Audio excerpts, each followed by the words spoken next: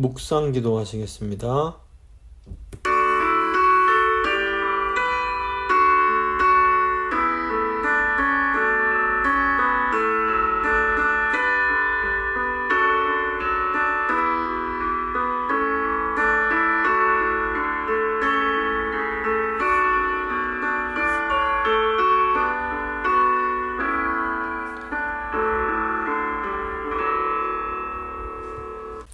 사도신경 고백합니다.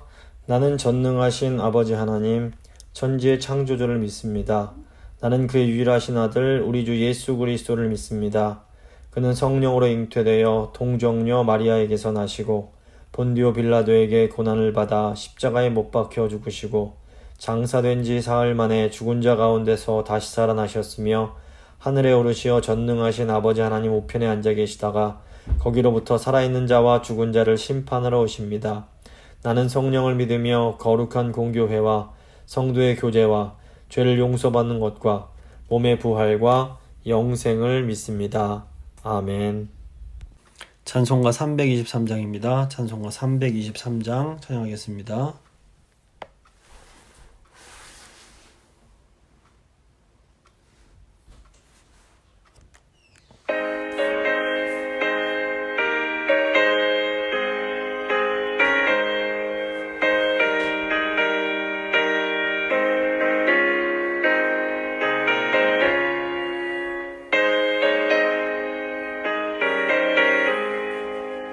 푸른 바다 서리모 어디든지 가오리다.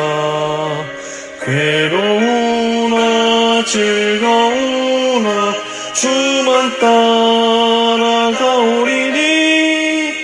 저는 누가 막으리까.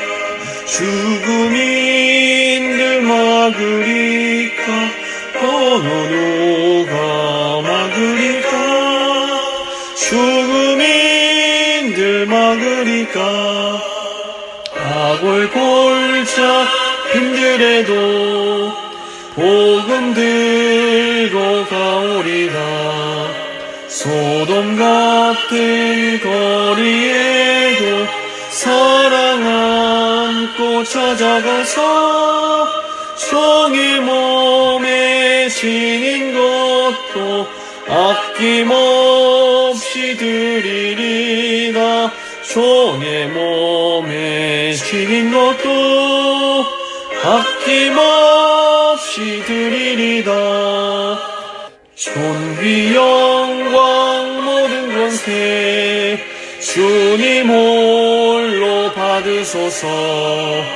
멸시천대 십자가는 제가 지고 가오리다. 이름 없이 빛도 없이 감사하며 섬기리다. 이름 없이 빛도 없이 감사하며 섬기리다.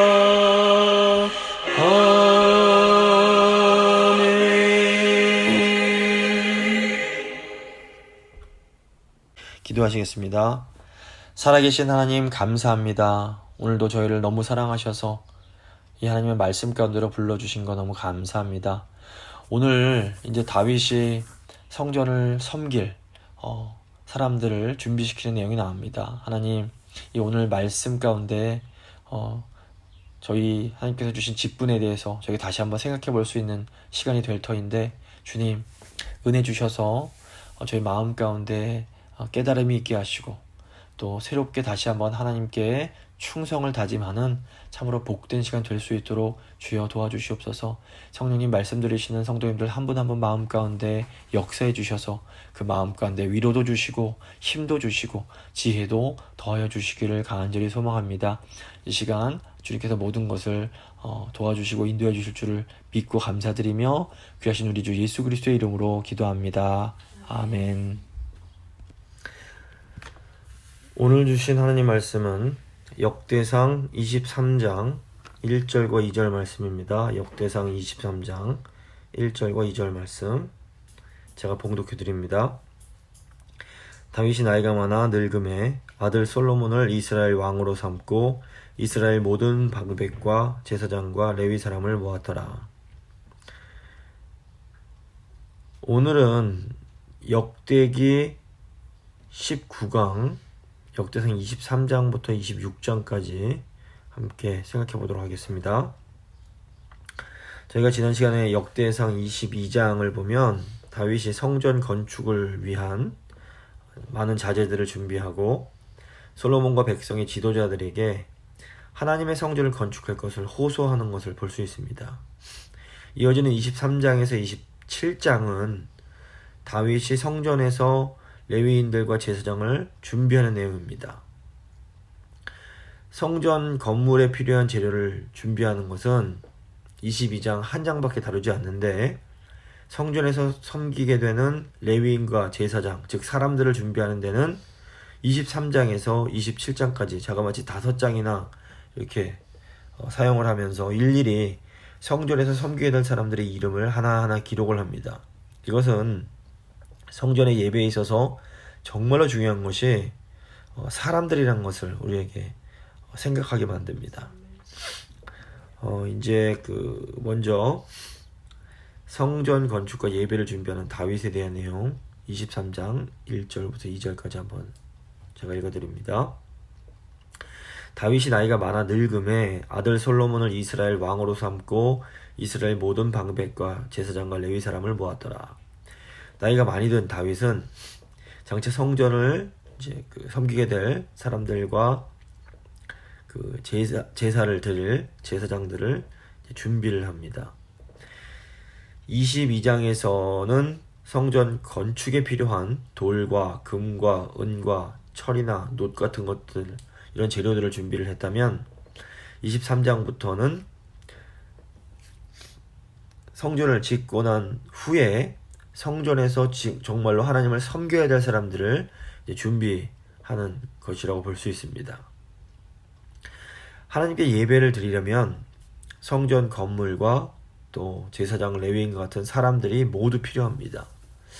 성전 건물이 없으면 제사장과 레위인이 있어도 사실 제사를 드릴 수가 없습니다. 근데 또 반대로 제사장과 레위인이 준비가 안 되면 성전 건물에 있다 해도 또 제사가 드려질 수가 없는 겁니다.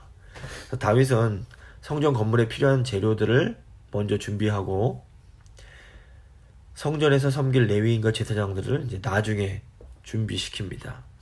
이것은 성전 건물 자체가 없는 상황에서는 성전 건물에 필요한 것들을 먼저 준비하는 것이 필요했기 때문입니다. 훗날 이제 이스라엘 백성들이 바빌론 포로로 끌려갔다가 돌아온 후에 성전 건물을 재건하는 일을 먼저 해야 했던 것도 이 성전 건물이라는 이 구조 자체가 없으면 온전한 제사를 드리는 것이 불가능하기 때문에 그렇습니다. 하지만 성전 건물이 지어진 후에는 반드시 성전에서 섬길 제사장과 레위인들이 또한 준비가 되어야 됩니다. 아무리 성전 건물이 있다고 해도 성전을 담당하는 제사장들과 또 레위인들이 없다면 그곳에서 온전한 제사가 드려질 수 없기 때문입니다. 자, 이제 이 내용을 오늘날 우리에게 어떻게 적용할 수가 있을까요? 구약 시대의 하나님 백성들은 예루살렘 성전에서 하나님께 예배를 드렸습니다. 하지만 예수님께서 이 땅에 오심으로 이 예루살렘 성전은 더 이상 의미가 없어지게 됩니다. 예수님이 우리의 참된 성전이 되어주심으로 신약 시대의 하나님 백성들은 이제 참된 성전이신 예수님 안에서 참된 예배를 드려야 하기 때문입니다.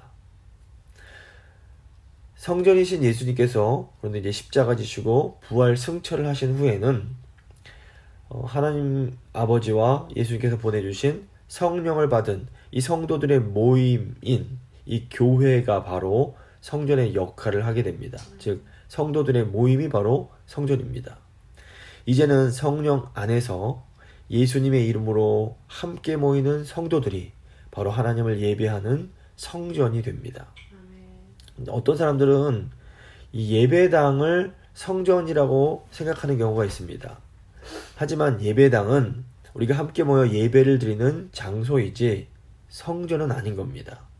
유럽 보시면 과거에는 크고 화려하게 건축되었던 이 예배당들이 요즘에는 뭐 박물관으로 변하기도 하고 심한 경우에는 술집으로 변하기도 했습니다. 그래서 사람들이 지은 건물은 아무리 화려하고 좋아 보여도 예배당이지 성전은 아닙니다. 장소에 불과합니다. 물론 저희가 또 예배당도 중요합니다. 저희가 뭐 예배당을 무시할 수는 없습니다. 하지만 그럼에도 예배당은 예배당이지 성전은 아닌 겁니다.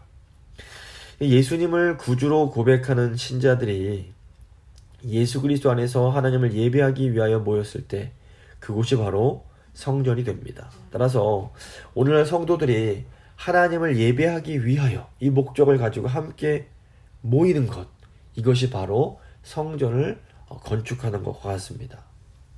그러므로 다윗이 성전 재료들을, 눈에 보이는 재료들을 준비한 것처럼 성도들은 먼저 우선 하나님을 예배하기 위한 목적으로 이렇게 함께 모임으로 성전을 이루어 가야 됩니다. 이것이 이제 저희가 해야 될 첫 번째입니다. 먼저 함께 모이기를 힘써야 됩니다. 하지만 두 번째, 우리가 교회로 모여서 성전이 된 이후에는 이제 어떻게 이 성전에서 우리가 교회가 되어서 하나님을 섬길 수 있을지 이것을 잘 고민하고 생각해야 됩니다. 이 두 개가 다 필요한 겁니다. 이 23장 3절부터 저기 이제 26장까지는 레위인들과 제사장들을 조직한 다윗이 이 사람들을 어떻게 준비시키는가 이것을 알 수가 있습니다. 먼저 레위인들을 조직하는 내용이 23장 3절부터 32절까지 나옵니다. 다윗은 먼저 성전에서 봉사하게 될 레위인들을 모아서 새롭게 조직을 합니다. 23장 3절입니다. 레위 사람은 30세 이상으로 계수하니 모든 남자의 수가 38,000명인데 그 중에 24,000명은 여호와의 성전의 일을 보살피는 자요, 6,000명은 관원과 재판관이요, 4,000명은 문지기요, 4,000명은 그가 여호와께 찬송을 드리기 위하여 만든 악기로 찬송하는 자들이라. 이제 이 내용이 쭉 하나하나 나오게 되는 겁니다. 30세 이상 레위인들의 수가 38,000명이었습니다. 이 중에서 24,000명은 이런저런 성전의 일들을 관여했습니다. 이 중 6,000명은 관원과 재판관으로 섬겼고 4,000명은 문지기, 4,000명은 찬송하는 일을 했습니다. 근데 이제 여기서 뭐 이렇게 사람이 많아 이런 생각이 들 수가 있습니다. 그 히브리어로 숫자 1000을 가리키는 단어를 엘레프라고 하는데 이 엘레프가 1000으로도 해석이 되지만 또 한편 이 그룹, 조 이렇게도 해석이 됩니다. 그래서 한 그룹이 정확하게 몇 명일지는 잘 모르지만 100명이 될 수도 있고 200명이 될 수도 있는데 만약에 엘레프를 1000이 아니라 그룹으로 해석을 하면 30세 이상 레위인이 38,000명이다 라는 것은 이 레위인들로 조직된 부서가 38그룹이 있었다 라고도 이제 해석이 가능하긴 합니다. 그래서 뭐가 됐든 간에 중요한 것은 당시 성전에서 하나님을 예배하는 그 일을 하기 위해서 많은 레위인들의 봉사가 이제 필요했다는 것은 저희가 분명하게 알 수 있습니다. 24,000명 또는 이제 24개의 부서는 성전 관리를 담당했는데 아마도 이들은 성전에서 일반적인 행정과 백성들이 하나님을 예배할 수 있도록 돕는 그런 사역들을 했을 것으로 보입니다. 또 6,000명 또는 뭐 이제 6개 이제 부서는 관원과 재판관들이었는데 이들은 아마도 이 기록을 담당하는 서기관들이었을 가능성이 높습니다. 또 4,000명 또는 이제 4개 부서는 이 문을 지키는 보안 업무를 담당했고 나머지 4,000명 또는 4개 부서는 찬양과 관련된 사역을 담당했습니다. 이 찬양도 굉장히 중요한 역할을 했음을 볼 수 있습니다. 오늘날에도 이제 저희가 교회로 모여서 하나님을 예배하며 섬길 때에 이 은사에 따라서 이 다양한 일들을 서로 이렇게 나눠서 하는 것이 굉장히 중요합니다. 사도행전을 보시면 사도들도 그 7집사를 이제 뽑아서 구제하는 일을 따로 맡겨서 이렇게 서로 나눠서 일을 하는 것을 볼 수가 있습니다. 6절을 보시면 다윗이 레위의 아들들을 게르손과 그핫과 무라리에 따라서 각 반으로 나누었더라. 다윗은 레위인들을 게르손, 그핫, 무라리 자손으로 이제 조직을 합니다. 뭐 전형적인 이제 이 레위인들의 자손이 이제 세 부류가 있는데 23장 7절부터 11절은 게르손 자손들이 나오고 그 이어지는 12절부터 20절은 고핫 또는 이제 여기서는 그핫이라고 되어 있는데 이 자손들이 나오고 21절부터 23절은 이제 무라리 자손들이 쭉 나오게 됩니다. 사실 이름이 이제 중요하지만 이제 너무 이제 양이 많기 때문에 오늘 이제 이름들은 좀 생략을 하겠습니다. 12절과 13절만 읽어보면 그핫의 아들들은 아므람과 이스할과 헤브론과 우시엘 네 사람이라. 또 13절은 아므람의 아들들은 아론과 모세이니 이렇게 되어 있습니다. 이제 아론과 모세가 이제 레위 지파 출신인데 그 중에서 이 고핫 자손의 고핫의 이제 후손이었습니다. 이제 하나님께서는 특별히 이제 아론의 후손들에게 성전에서 예배하는 제사장 직분을 맡기십니다. 13절을 보시면 이 제사장들의 임무가 무엇인지가 아주 핵심적으로 잘 요약이 되어 있습니다. 13절 후반부에 아론은 그 자손들과 함께 구별되어 몸을 성결하게 하여 영원토록 심히 거룩한 자가 되어 여호와 앞에 분향하고 섬기며 영원토록 그 이름으로 축복하게 되었느니라. 이렇게 말을 합니다. 제사장들은 무엇보다 하나님을 위해서 거룩하게 구별된 사람들이었습니다. 거룩하게 구별된다라는 것은 이제 그 세상과 다른 것을 의미했습니다. 그래서 제사장들은 하나님을 위하여 일반 사람들과는 이렇게 다른 삶을 살아야만 했던 겁니다. 제사장들이 하는 일이 무엇이었는가? 여호와 하나님 앞에서 제사드리고 여호와 하나님의 이름으로 백성들을 축복하는 일을 해야 됐습니다. 제사장은 축복하는 존재입니다. 이제 중요한 것은 무엇인가 하면 하나님께서 구약의 하나님 백성 이스라엘을 제사장 나라로 부르셨다라는 겁니다. 이게 굉장히 중요합니다. 그래서 이스라엘 안에서는 이 아론 계열, 아론의 후손들이 거룩하게 구별되어서 축복하는 일을 해야 했습니다. 하지만 전 세계 민족 차원에서 보면 하나님께서는 이스라엘을 제사장 나라로 부르신 겁니다. 그래서 이스라엘은 다른 나라와 다르게 거룩하게 구별된 삶을 살아야 됐고, 그래서 거룩한 백성으로 부름을 받은 것이고, 더 나아가 열방 모든 민족을 축복하는 그런 제사장 나라의 삶을 살아야 됐던 겁니다. 이제 이게 오늘 우리의 이제 이게 적용을 해보자면 신약 시대에는 교회인 우리가 새 언약 백성으로 부름을 받았습니다.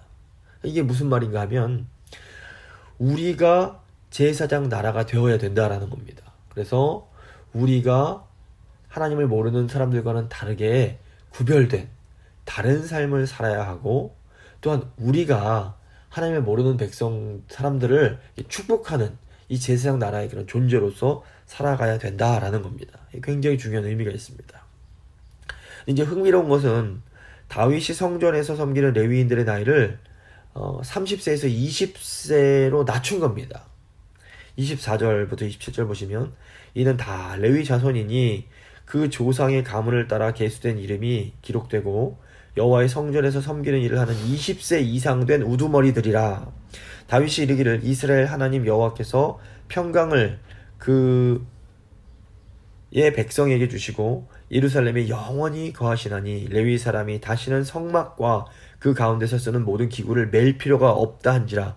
다윗이 유언대로 레위 자손이 20세 이상으로 계수되었으니.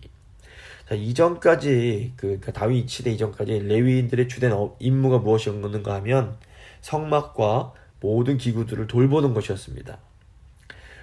하지만 이제 성전이 지어지고 나면 더 이상 성막이 이렇게 움직일 필요가 없기 때문에 레위인들에게 새로운 임무가 주어져야만 했습니다. 다윗은 성전 건축 이후에 성전에서 여러 가지 일들로 인해서 레위인들이 더 많이 필요하다는 것을 이제 그것으로 생각을 하고 나이를 조정해서 더 많은 레위인들이 이 성전 봉사에 참여할 수 있도록 이제 했던 겁니다. 28절부터 32절을 보시면 이제 레위인들이 장차 성전에서 해야 하는 일들에 대해서 좀 더 자세히 설명을 하고 있습니다. 제가 28절부터 읽어드립니다. 그 직분은 아론의 자손을 즉 제사장들을 도와서 여호와의 성전과 뜰과 골방에서 섬기고 또 모든 성물을 정결하게 하는 일, 곧 하나님의 성전에서 섬기는 일과 또 진설병과 고운 가루의 소재물, 곧 무교전병이나 과자를 굽는 것이나 반죽하는 것이나 또 모든 저울과 자를 맡고 아침과 저녁마다 서서 여호와께 감사하고 찬송하며 또 안식일과 초하루와 절기의 모든 번제를 여호와께 드리되 그가 명령하신 규례에 정한 수요대로 항상 여호와 앞에 드리며 또 회목의 직무와 성소의 직무와 그들의 형제 아론의 직무를 지켜 여호와의 성전에서 수종드는 것이었더라. 그래서 이렇게 레위인들이 성전에서 앞으로 많은 일들, 제사 드리는 데 필요한 거, 그릇 관리하고 또 그 외에 필요한 많은 일들을 담당해야 했습니다.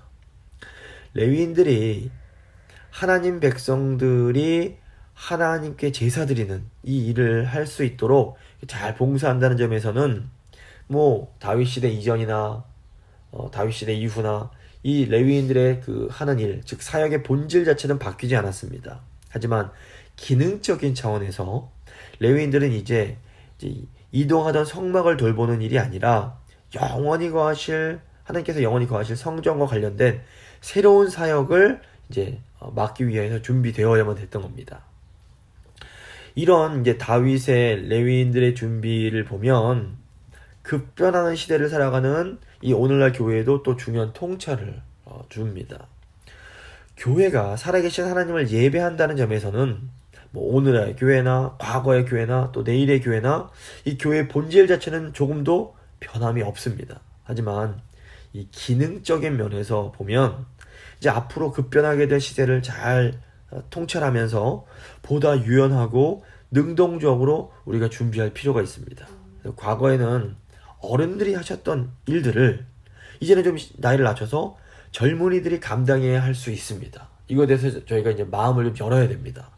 반대로 앞으로 이제 100세 시대이기 때문에 과거에는 젊은 사람들이 했어야 했던 일들을 나이 드신 어른들이 또한 감당해 하실 수도 있는 겁니다. 이런 것에 대해서 저희가 그런 걸 우리가 어떻게 이렇게 생각하는 것이 아니라 그런 것들 어린 아이들에게 어떻게 맡겨 이렇게 생각하는 것이 아니라 시대의 흐름에 따라서 본질은 변하지 않지만 기능은 얼마든지 변할 수 있다는 것에 대해서 마음을 좀 열 필요가 있습니다. 24장 보시면 레위인들에 이어서 제사장들을 이제 조직하는 내용이 나옵니다. 1절부터 2절입니다. 아론 자손의 계열들이 이러하니라. 이제 그 제사장들을 얘기하는 겁니다. 아론의 아들들은 나답과 아비후와 엘르아살과 이다말이라. 나답과 아비후가 그들의 아버지보다 먼저 죽고 그들에게 아들이 없으므로 엘르아살과 이다말이 제사장의 직분을 행하였더라. 이제 원래는 그 나답과 아비후가 아론의 이제 자손인데 이제 제사장의 역할을 담당했습니다. 그런데 이제 레위기 10장을 보시면 아론의 아들들인 이 제사장 나답과 아비후가 하나님이 명하시지 않은 다른 부를 담아서 하나님께 분향을 드립니다. 이들이 그 제사장들이었지만 하나님께서 명하신 방법을 따르지 않고 자기들의 마음대로 분향을 했기 때문에 이것은 하나님의 거룩함을 손상시킨 것이었고 결국 즉시 죽임을 당하게 됩니다. 결국 그래서 이제 나답과 아비후 이 제사장의 자손들이 없었기 때문에 그 형제인 엘르아살과 이다말이 제사장 직분을 이제 또 감당하게 됩니다. 이 제사장 직분을 담당하는 이 아론의 후손들을 언급하면서 또다시 과거에 있었던 이 불미스러운 사건을 언급하는 것은 제사장 직분을 행할 때에 하나님이 명하신 방법대로 행하는 것이 얼마나 중요한지를 강조하기 위함이라고 볼 수 있습니다.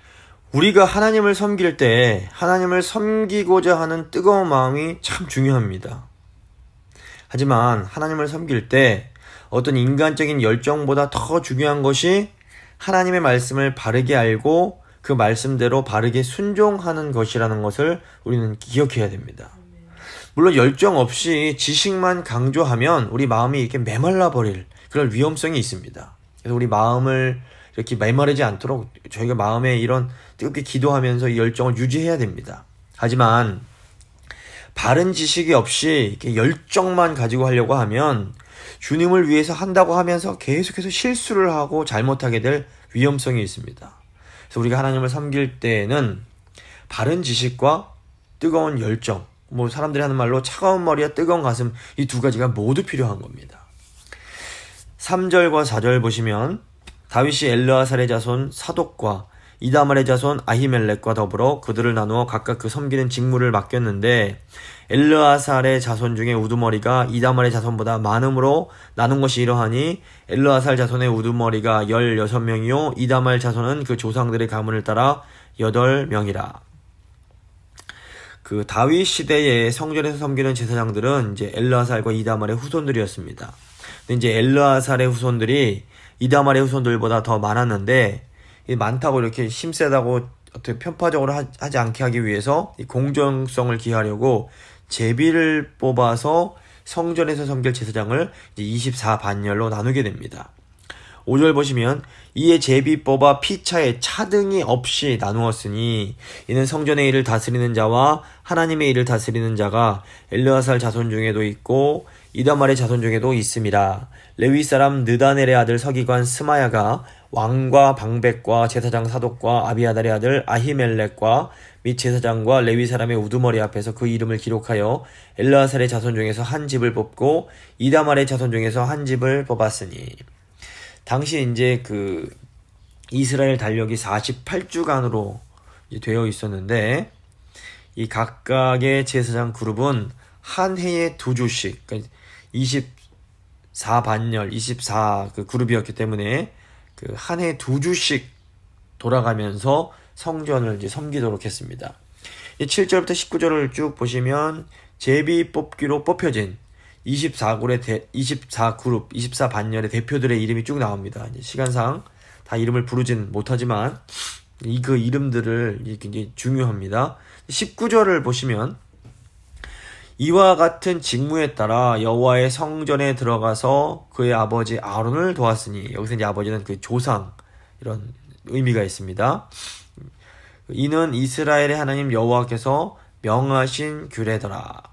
우리가 흔히 생각하기에 제사장은 직접 제사를 담당하는 사람이고 레위인들은 제사장을 도와서 성전의 업무를 이제 도와주는 사람이기 때문에 제사장이 더 높고 레위인은 더 낮다라고 이제 흔히 생각할 수가 있습니다. 그런데 이제 오늘 6절 아까 읽은 말씀 보면 레위인 출신의 서기관 스마야가 나옵니다. 근데 여기서 이제 서기관은 왕실의 역사를 기록하고 왕에게 조언하는 왕의 측근에 해당하는 고급 관리였습니다. 오늘날로 하면 뭐 비서실장이라든가 국무총리처럼 아주 높은 그런 자리였습니다.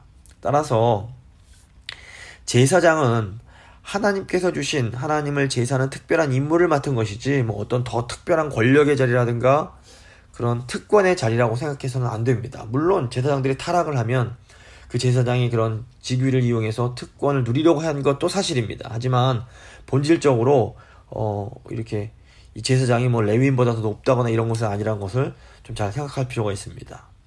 그래서 이제 보면 평등의 원리가 나오는데 차등하지 않도록 이것이 이제 오늘날에도 또 적용이 가능합니다.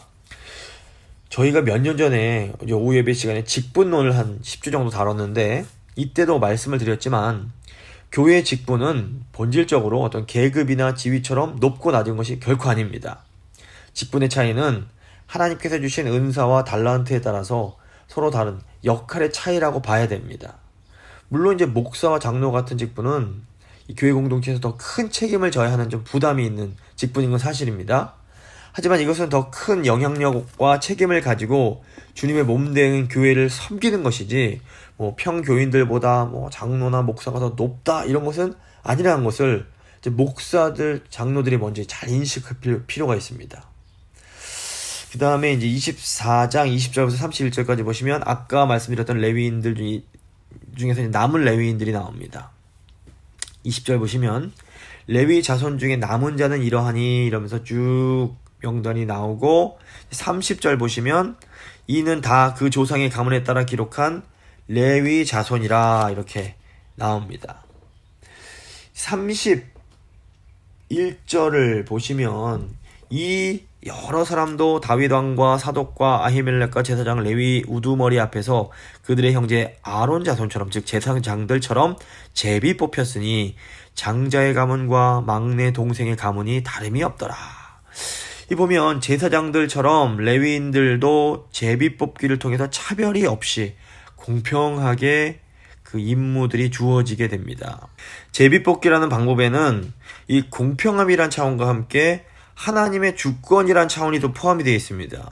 이제 오늘날에는 이 제비 뽑기가 아니라 투표라는 그 민주적인 방법으로 어떤 직분들이 세워집니다. 하지만 이 제비 뽑기에 담긴 두 가지 차원, 즉 공평함과 하나님의 주권이란 이 차원은 오늘날 교회 직분에도 또 여전히 적용이 된다고 볼 수 있습니다. 우선 교회 직분이 세워질 때에는 어떤 편파적이거나 차별이 없이 민주적 절차에 따라서 아주 공정하고 공평하게 좀 이루어져야 된다. 이것을 또 저희가 알 수 있습니다. 동시에 이 교회 직분은 하나님께서 주권적으로 세우시는 것이라는 것도 또 저희가 잊어서는 안 됩니다. 오늘날에는 교인들이 이제 그 투표를 해서 직분자를 이제 선출을 합니다. 하지만 이 궁극적으로는 이것이 사람이 뽑기는 하지만 하나님께서 사람들의 손을 사용해서 직분자를 세워주시는 것으로 이해해야 됩니다. 그렇기 때문에 이 직분을 세울 때에는 세우는 사람이나 또 세움을 받는 사람이나 모두 하나님 앞에서 두렵고 떨리는 마음으로 이제 임해야 되는 그런 것이 있습니다. 그래서 이 직분자들은 사람이 뽑아줬지만 하나님께서 이렇게 택해 주시고 세워 주셨다는 것을 기억하면서 정말 하나님 앞에서 두려운 마음으로 잘 섬길 필요가 있습니다. 이 25장 보시면 찬송 맡은 레위인들이 나옵니다. 다윗은 레위 사람들 중에서 찬양대를 세워서 성전에서 이제 제사 드릴 때 함께 찬양하고 악기를 연주하도록 했습니다. 1절 보시면 다윗이 군대 지휘관들과 더불어 아삽과 헤맨과 여두둔의 자손 중에서 구별하여 섬기게 하되 수금과 비파와 재금을 잡아 신령한 노래를 하게 하였으니 그 직무대로 일하는 자의 수요는 이러하니라. 제사장들처럼 이 찬양대도 레위 지파에 속한 주요한 세 가문의 그 자손 숫자에 따라서 24반열 즉 24그룹으로 조직을 했습니다. 제사장들이 아침과 저녁에 제사를 드릴 때 이 찬양대도 함께 찬양하고 다양한 악기를 연주하게 한 겁니다. 굉장히 중요한 의미가 있습니다. 제사장들 하나님을 예배함에 있어서 제사장들도 굉장히 중요하지만 그 찬양대도 굉장히 중요한 역할을 함께 했던 겁니다. 동역을 했던 겁니다. 이 찬양대는 아삽과 여두둔과 헤만의 가문에 속한 세 그룹이 있었습니다. 2절 보시면 아삽의 아들들은 삭굴과 요셉과 느다냐와 아사렐라니 이 아삽의 아들들이 아삽의 지휘 아래 왕의 명령을 따라 신령한 노래를 하며 여기 이제 신령한 노래를 한다라는 것은 다양한 악기들을 통해서 예언을 한다. 예언한다라는 의미가 있습니다. 그래서 다윗은 찬양대로 하여금 이 하나님을 찬양하는 찬송 시들을 짓게 합니다. 그리고 이 찬양대들이 지었던 찬송시가 오늘날 구약 시편에 들어가 있습니다. 이 아삽이 이끄는 찬양대가 지은 시가 시편 50편과 73편부터 78편에 나옵니다. 또 여두둔이 이끄는 찬양대가 지은 시가 시편 39편, 62편, 77편에 나옵니다. 그리고 헤만이 이끄는 찬양대가 지은 시가 시편 88편에 실려 있습니다. 그래서 이들이 이제 그 하나님의 그 영감을 받아서 지었던 시들이 오늘 아름다운 시편이 된 겁니다. 3절 보시면 여두둔에게 이르러서는 그의 아들들 그달리아와 스리와 여사야와 시므이와 하샤바와 맛디디아와 6사람이니 그의 아버지 여두둔의 지휘 아래 수금을 잡아 신령한 노래를 하며 여호와께 감사하며 찬양하며 이 여두둔의 지휘 아래 수금을 잡아서 신령한 노래를 하며 여호와께 감사하며 찬양했다라는 것은 이 사람들이 그 드렸던 찬송이 하나님의 영에 의해 감동되고 인도함을 받았다는 것을 의미합니다. 제가 앞에서도 말씀드렸지만 신령한 노래를 한다라는 것은 예언한다 라는 의미가 있습니다. 이것은 구약시대의 예언이 항상 우리가 이렇게 말로 하는 언어로만 주어진 것은 아니었음을 암시합니다. 의미한다고 볼 수 있습니다. 레위지파 찬양대는 이 악기를 통해서도 하나님의 뜻을 드러내며 하나님 백성이 어떻게 하나님을 찬양하고 살아가야 될지를 알려주었던 겁니다. 그래서 예언이 그 미래, 제가 늘 말씀드리지만 예언은 그 하나님의 말씀을 대언한다라는 의미지 꼭 미래에 대해 속한 일을 정말 그 뭐 일기 예보하듯이 그런 것은 아닌 것을 알 수 있습니다. 그래서 하나님을 찬양하는 것 자체가 또 하나님의 말씀을 증거하는 것과 같은 그런 또 의미가 포함된다는 것을 또 알 수가 있습니다. 6절, 7절 보시면 이들이 다 그들의 아버지 지위 아래에 재금과 비파와 수금을 잡아 여호와의 전에서 노래하여 하나님의 전을 섬겼으며 아삽과 여도돈과 헤만은 왕의 지위 아래에 있었으니 그들과 모든 형제 곧 여호와 찬송하기를 배워 익숙한 자의 수요가 288명이라. 아삽과 여도돈과 헤만이 이제 이끌었던 찬양대가 모두 288명이었습니다. 그래서 이제 9절부터 31절을 보시면 성전에서 찬양했던 사람들의 이름이 또 길게 나오게 됩니다. 시간상 좀 생략을 해야 다 읽지는 못할 것 같은데 이 사람들도 제사장들처럼 제비뽑기를 통해서 12명씩 모두 24그룹으로 나눠졌고 이 4그룹별로 공평하게 찬양의 사역을 이제 감당했습니다. 특별히 이제 8절 보시면 이 무리에 큰 자나 작은 자나 스승이나 제자를 막론하고 다 같이 제비 뽑아 직임을 얻었으니 이렇게 되어 있습니다. 찬양대는 뭐 나이나 뭐 스승과 제자의 구별 없이 각 그룹 12명으로 이제 구성이 되었던 겁니다. 굉장히 이거 보면 좀 놀라운 것이 있습니다. 뭐 이렇게 나이 드신 분들은 먼저 되고 저 어린 사람들은 안 되고 이것이 아니라 다 공평하게 제비를 뽑아서 남녀 그러니까 여기 물론 여자는 없었지만 이 노소의 차이 없이 공평하게 한 조를 이룰 수 있도록 만들었던 겁니다. 찬양대는 그러니까 우리가 하나님을 예배할 때에 우리가 드린 찬양이 얼마나 중요한지를 좀 잘 보여줍니다. 요한계시록을 보셔도 하나님의 보좌 옆에는 항상 하나님을 찬양하는 천사들, 이 찬양대가 있음을 볼 수 있습니다.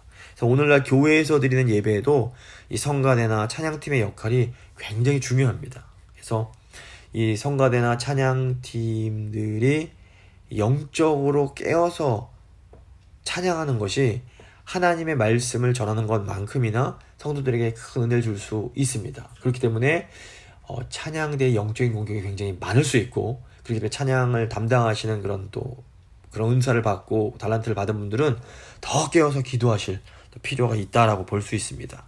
26장 보시면 성전 문지기들이 나옵니다. 1절부터 11절까지 문지기 이름들이 또 길게 나오는데 시간상 생략하고 12절 13절을 제가 읽겠습니다. 이상은 다 문지기의 반장으로서 그 형제처럼 직임을 얻어 여호와의 성전에서 섬기는 자들이라 각 문을 지키기 위하여 그의 조상의 가문들을 따라 대소막론하고 다 제비를 뽑혔으니 이 사람들도 다 제비로 뽑힌 겁니다. 이게 이제 공평의 뜻도 있지만 또 하나님께서 이렇게 뽑아 주신 겁니다. 세워 주신 겁니다. 그래서 레위 지파에 속한 문지기들의 가장 중요한 임무는 출입이 허락되지 않는 사람들이 성전에 들어가지 못하도록 막는 거였습니다. 그래서 문지기들은 성전의 보물을 지키는 책임과 성전 건물과 기구 및 그릇들을 보존하는 그리고 관리하는 그런 책임을 가지고 있었습니다. 그러니까 되게 좀 어떻게 보면 강하고 담대한 사람 보안 업무를 감당해야 됐기 때문에 강한 사람들이었어야 됐을 겁니다. 또 문지기들은 우상 숭배의 관습에 의해서 이 성전이 더럽혀지지 않도록 막는 영적인 보호자의 역할을 또 담당했습니다. 역대하를 보시면 문지기들이 여호야다 대제사장을 도와서 이 아달랴 를 제거하는 아주 중요한 역할을 담당하게 되고 또 히스기야와 요시야 왕이 이제 개혁을 할 때에도 굉장히 옆에서 중요한 동역을 하면서 중요한 역할을 담당합니다. 그래서 오늘날에는 영적으로 이 성도들이 이 우상에 물들지 않도록 늘 깨어서 기도하며 이 교회를 파수하는 교회 거룩을 지켜가는 이런 성도들이 영적인 문지기의 역할을 한다고 할 수 있습니다. 뭐 과거에는 뭐 육체적으로 강한 사람들 또 영적으로 깨어 있어야겠지만 이런 것들이 필요했겠지만 오늘날에는 특별히 이제 영적으로 강하고 담대한 분들이 늘 이제 지금도 사실 저희 교회 어른들이 매일같이 교인들 위해서 기도하고 계신데 이런 분들이 이런 문지기의 사명을 담당하고 계신다라고 볼 수 있습니다. 그래서 이게 굉장히 중요한 역할이기 때문에 교회가 세속화에 물들지 않도록 우상숭배가 교회에 들어오지 않을 수 있도록 늘 끼어서 기도하는 이 역할, 이거 굉장히 또 중요한 역할이라고 볼 수 있습니다. 26장 20절부터 28절은 이제 성전 곡간 맡은 레위인들이 나옵니다. 20절 보시면 레위 사람 중에 아히야는 하나님의 전 곡간과 성물 곡간을 맡았으며, 이 성전에 보면 이 재물들, 보물을 보관하는 곡간이 두 종류가 있었습니다. 하나는 11조나 헌물을 보관했던 하나님의 전 곡간이라고 부르는 곳이 있었고, 다른 하나는 이제 전장에서 얻은 전리품이나 특별한 예물을 보관했던 성물 곡간이라고 불리는 곳이 있었습니다. 이 성전 문지기들처럼 곡간을 지키는 레위인들도 굉장히 이제 그 책임이 막중했던 겁니다. 24절 보시면 모세의 아들 게르솜의 자손 스부엘은 곡간을 맡았고 이렇게 말하는데, 곡간을 맡았고라고 번역된 히브리어의 본래적 의미는 지도자, 책임자, 관리자라는 의미가 있습니다. 그러니까 스부엘은 곡간 책임자다, 관리자다, 이런 뜻이 있는 겁니다. 그래서 곡간을 지키는 사람들은 이 성전의 수입과 재물을 받아서 성전에 소요되는 모든 물질들을 관리하는 이런 회계의 역할을 오늘날 이제 했다고 볼 수 있습니다. 그래서 이게 오늘날에도 이 교회의 헌금과 재정을 관리하는 것이 굉장히 책임이 있습니다. 그래서 이 재정 관리는 눈에 사실 잘 띄지 않습니다. 그냥 뒤에서 늘 이렇게 사람들 보이지 않는 곳에서 이렇게 일들을 담당하는데 굉장히 많은 수고와 헌신, 그리고 또 막중한 책임감이 필요합니다. 그래서 곡간을 담당하는 분들은 정말로 깨어서, 시험이 있을 수 있기 때문에, 중요한 역할이기 때문에 항상 중요한 역할에는 시험이 있을 수 있습니다. 영적 공격이 있을 수 있기 때문에 담당하시는 분들도 늘 깨어서 기도하셔야 되고, 또 교인들도 함께 이렇게 기도하면서 잘 하실 수 있도록 많이 격려해 주는 것이 이제 필요합니다. 26장 29절부터 32절 보시면 이제 나머지 이제 관리들과 재판관들이 이제 나옵니다. 이제 뭐 찬송하는 자들, 성전 문지기, 성전 곡간뿐 아니라 이런 나머지 이제 또 분이 나오는데, 29절 보시면 이스할 자손 중에 그나냐와 그의 아들들은 성전 밖에서 이스라엘의 일을 다스리는 관원과 재판관이 되었고, 헤브론 자손 중에 하사랴와 그의 동족 용사 1700명은 요단 서쪽에서 이스라엘을 주관하여 여호와의 모든 일과 왕을 섬기는 직임을 맡았으며. 그러니까 뭐 레위 지파라고 다 성전에서 일하는 것이 아니라 성전 밖에서도 또 레위 지파들이 할 일들이 있었던 겁니다. 이제 레위 지파 중에서 이스라엘 자손들은 예루살렘 이외 지역에서 관원과 재판관으로 섬기는 직분을 받습니다. 또 이제 이 헤브론 자손들 같은 경우에는 요단강 동쪽과 서쪽의 이스라엘 지파들에서 관원과 재판관으로 섬기는 또 직분을 받게 됩니다. 31절, 32절을 보시면 헤브론 자손 중에서는 여리야가 그의 족보와 종족대로 헤브론 자손의 우두머리가 되었더라. 다윗이 왕위에 있은 지 40년에 길랏 야셀에서 그들 우중에 구하여 큰 용사를 얻었으니 그의 형제 중 2700명이 다 용사요 가문의 우두머리라. 다윗 왕이 그들로 르우벤과 갓과 므낫세 반지파를 주관하여 하나님의 모든 일과 왕을 다스리게 하였더라. 특별히 이제 헤브론 자손 같은 경우에는 하나님의 모든 일과 왕의 일을 다스리는 그런 직임을 맡았습니다. 아마도 이들의 이제 임무는 이제 그 성전에 드리는 세금과 일반 세금을 거두고 관리하는 왕의 직속으로 하는 그런 일들이었을 겁니다. 그러니까 여러 가지 이제 직분이 나옵니다. 근데 이런 직분들이 이제 중요한 것은 그 하나님을 섬기기 위해서 성전 건물도 참 중요하지만, 이 성전 건물이 요즘 하는 말로 하드웨어라면 이 성전에서 섬기는 뭐 레위인들과 제사장들은 소프트웨어에 해당한다고 볼 수 있습니다.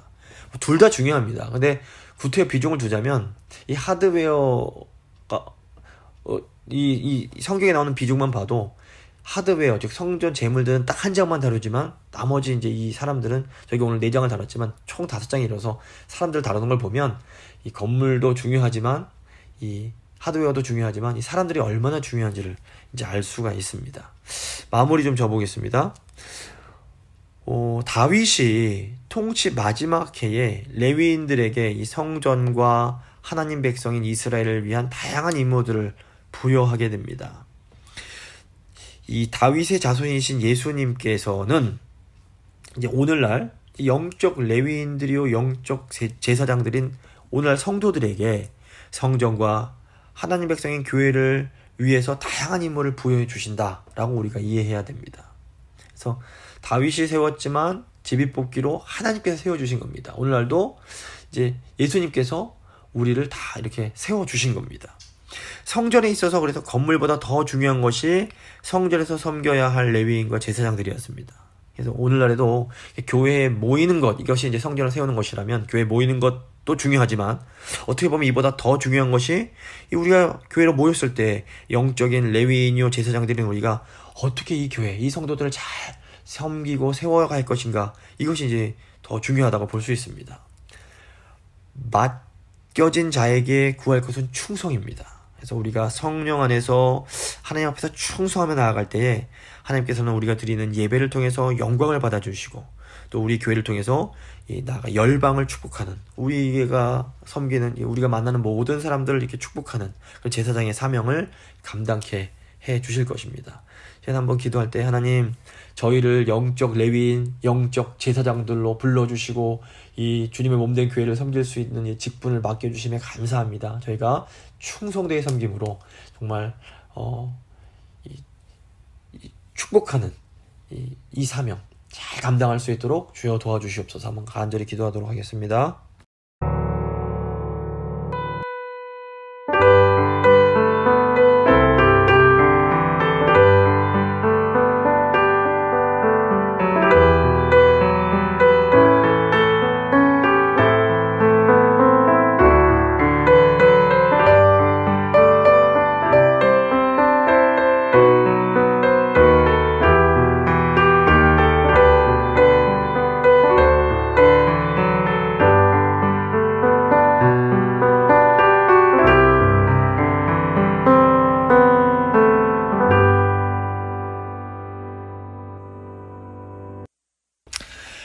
하나님 감사합니다. 저희를 영적인 레위인이요 영적인 제사장들로 불러주시고 세워주신 그 은혜에 감사합니다. 어느 직분 하나 하나님 앞에서 귀하지 않고 중요하지 않은 것이 없음을 저희가 새롭게 깨닫습니다. 하나님, 맡김 받던 자에게 구할 것은 충성이라고 하셨습니다. 하나님, 저희가 주님께서 저희를 불러주시고 세워주신 것에 감사하면서 늘 기뻐하며 충성하는 자를 될 수 있도록 주여 함께하여 주시옵소서. 오늘 말씀을 보면 하나님의 일을 감당하기 위해서는 아버지 담대해야 함을 저희가 다시 한번 깨닫습니다. 하나님 주신 힘으로 늘 담대함으로 흔들리지 않고 신실하게 주님을 섬기며 나아갈 수 있도록 저희 성도님들, 특별히 저희 장로님들, 권사님들, 집사님들 한 분 한 분 주께서 세워주시고 힘과 능력 더하여 주시옵소서. 남은 한 주간도 주님 은혜 가운데 거하며 주께서 맡겨주신 책임을 다 하기를 원합니다. 주님 사랑 권에 감사드리며 귀하신 우리 주 예수 그리스도의 이름으로 기도합니다. 아멘. 찬송가 330장입니다. 찬송가 330장 찬양하시겠습니다.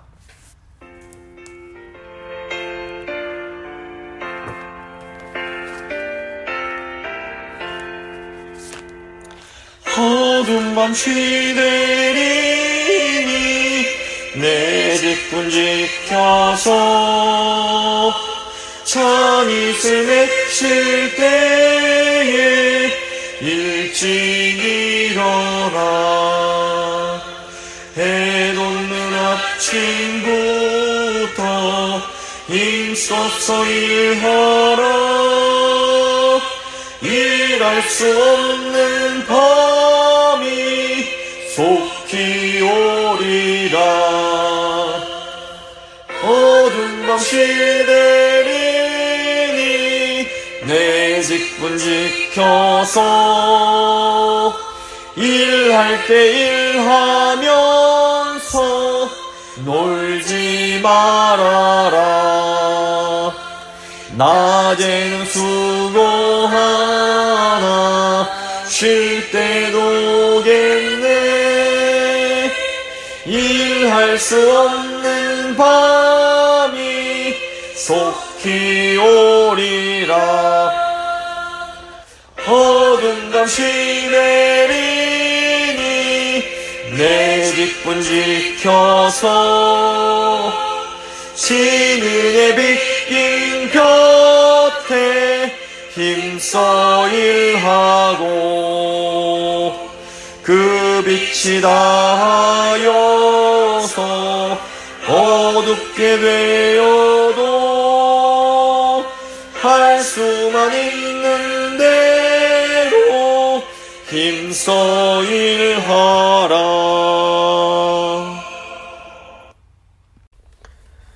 주님 가르쳐 주신 기도로 예배 마치도록 하겠습니다. 하늘에 계신 우리 아버지, 아버지의 이름을 거룩하게 하시며 아버지의 나라가 오게 하시며 아버지의 뜻이 하늘에서와 같이 땅에서도 이루어지게 하소서. 오늘 우리에게 일용할 양식을 주시고 우리가 우리에게 잘못한 사람을 용서해 준 것 같이 우리 죄를 용서해 주시고 우리를 시험에 빠지지 않게 하시고 악에서 구하소서. 나라와 권능과 영광이 영원히 아버지의 것입니다. 아멘.